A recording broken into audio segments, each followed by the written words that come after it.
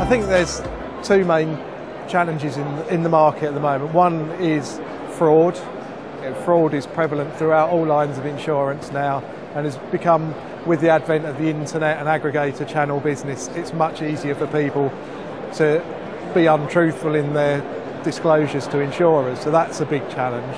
And the problem with attacking that is you sometimes upset genuine customers, and I think there's a bad perception of insurers generally, when actually we're providing a very important public service. And I think, you know, it's almost like two sides of the same problem really. We've got to address the fraud but maintain customer service and public enthusiasm for what we're providing as a product. I think we're at a bit of a crossroads. You know, we've had probably 6 months of a very supportive government in terms of attacking fraud and changing the claims and compensation culture in the UK. But there's a bit of a kickback on that now, and there's suggestions that if there's a government change that some of the legislation may be reversed.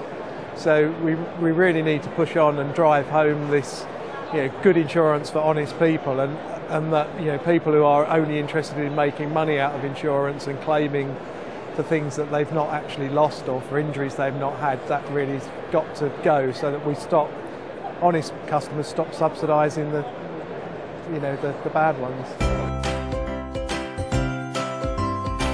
Yeah, I think the insurance industry has recognised as a whole, you know, at the ABI level and amongst the big insurers, is that our public perception isn't great. You know, we provide a product that is there in times of stress for people, and we should really be seen as someone who provides a good service and something that people need. And yet, if you ask people about their insurance buying habits, they always want the cheapest.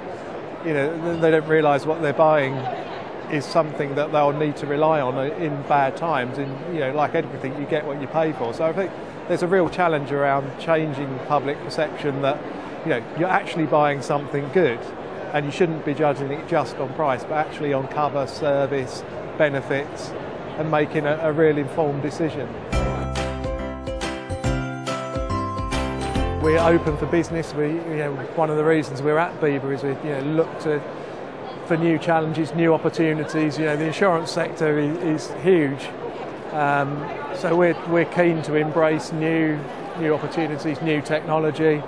You know, technology is very important now in the way the business is growing, and gives you opportunities to access markets that you couldn't do traditionally. So we're keen to look at all those aspects.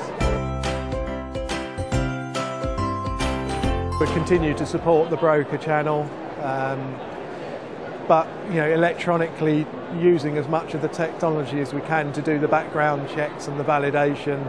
You know, the paperless office has been spoken about a long time. We're a long way from it in insurance, but I really think the technology's out there now where we can achieve that.